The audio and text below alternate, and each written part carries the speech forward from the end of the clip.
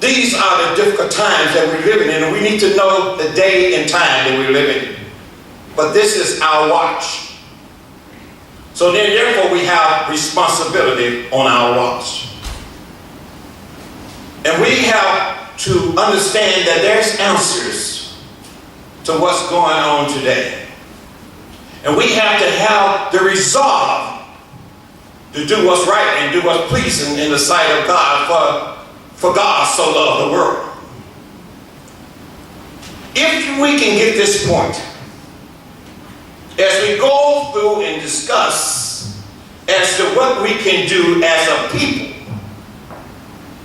to improve the life of all our citizens, if we can get this point, what brought Dr. King to this position?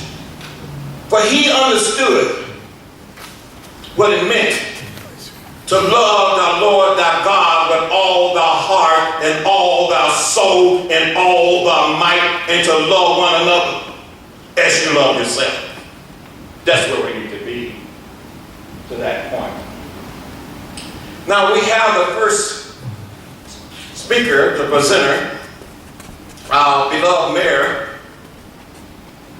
Mayor Guest, will come and express his resolve. He said, I have a resolve to reduce crime within this community. So at this time, I bring our beloved mayor. Let's give him a round of applause as he comes.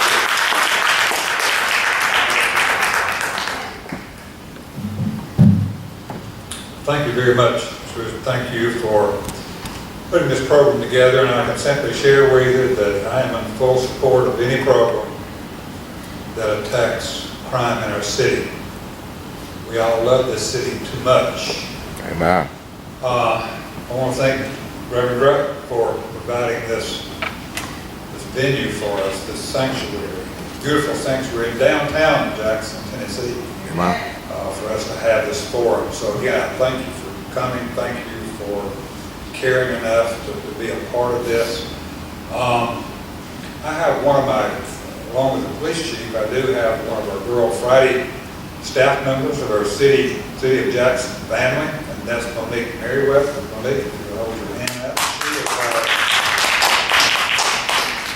She works in our neighborhoods to work with various groups who have mentoring programs, who have tutoring programs that's scattered all over this city. And she kind of coordinates that for us and keeps it going, and trying to continue to work with those people who have a sincere interest in working with young people to get them located, get them a place to be, and let them begin their program, then monitoring that program all along. I can't see very well out there how to light my eye, but I think Judge Nathan Pride is here. Yep. Thank you, Judge, for being here, and let me just share with you just a couple of minutes. I won't be long. I think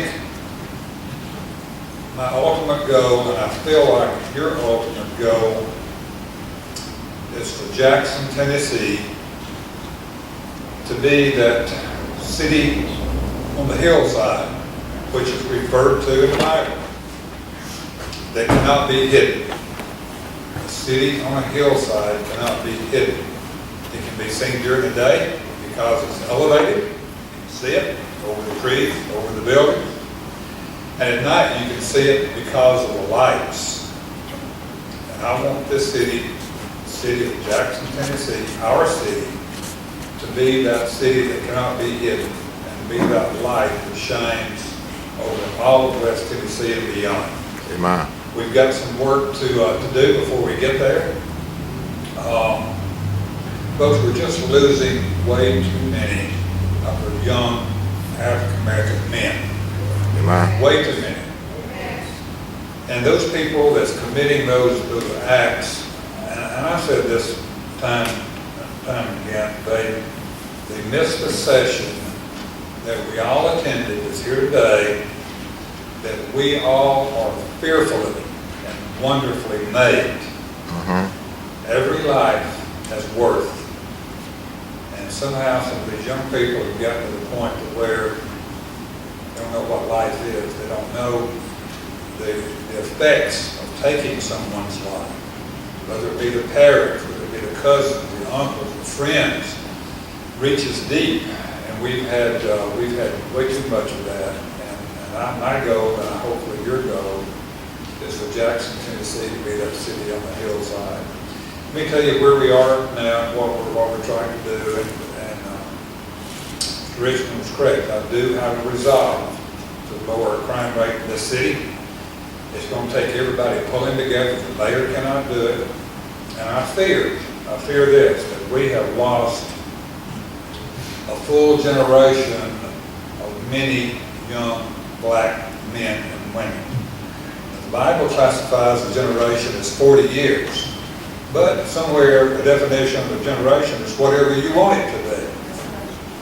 And I am looking at 10 or 12 years where we have lost that generation, some members of that generation, some people of that generation, to where they just have no knowledge of life and the worth of life. This city now, through the help of a lot of people, police chief and all of his 250, 60 officers, we're now in 3 different modes in this city. 3. Number 1, the suppression. We cannot let happen what is continuing to happen every day. And in order to stop that, we have to have our police officers on the street, in force, trying to suppress what's going on. The second part of that is intervention, taking a look at those young people that are at risk of being caught up in gangs, looking at activity which is not conducive to our city. We're trying to intervene in those young people's lives. We have a number of programs going on all over the city. Those numbers are still growing, and hopefully in the future, hopefully in the near future, we'll be able to see some differences in what's happening in our city. The other is simply prevention, getting those young children 6, 7, 8, even before they begin to even think about gang involvement or activities which again are not good for a city. So we have all 3 of those going on pretty much at the same time. Police department is doing a great job. They always do a great job. They're committed to their job is to protect and serve. That's what they do, and they do a good job of it. We have, again, a number of programs going on all over the city. The one that I'm really looking forward to having, because I think this is the first move that was made into the public school system. And it just started about 2 weeks ago at the beginning of this semester, about the 4th or 5th of January. We're going in, I think, the 6th grade initially, then be going into the 7th and 8th grade with what's called a Phoenix curriculum, which is just resource people coming off the street, spending time in classes, talking about violence, talking about crime, talking about how disastrous it is in people's lives, talking about gang activities. And the entire goal of the program is to lead these young people away from gang involvement. You look at the psychology of gangs and what's happened. Obviously, to get into a gang, you have to be cared for, you have to be loved, you have to be nurtured, you have to be encouraged. And why can't we do that? Why can't we do that before gang involvement becomes a part of a young man's life? I told the group this morning that Dr. Martin Luther King today is a day of service, and those who get out and do their community events, I commend and thank them for it in the city. But for those who are simply not able to do so, the one thing we can do is we can check on our neighbors sometime today, tomorrow, this week. Introduce yourself to them, tell them you're there if they need you, and to find a child. Find a child, 5, 6, 7, 10, 11, 12 years old, and encourage that child. Say some encouraging words to that child. Many of our young people now see no encouragement at all. All they hears criticism, we need to begin encouraging our children at a very young age. So let me just encourage them again. I thank you for the program today. I look forward to hearing during today's program. I know we have a video. Mr. Richmond gave me a copy of his book, which I'm in the process of reading now. So I'm looking forward to learning with you on some things that we can do as a city to lower crime rate, to have people feel safe and comfortable in their home. It's our job, each one of us' job to do that.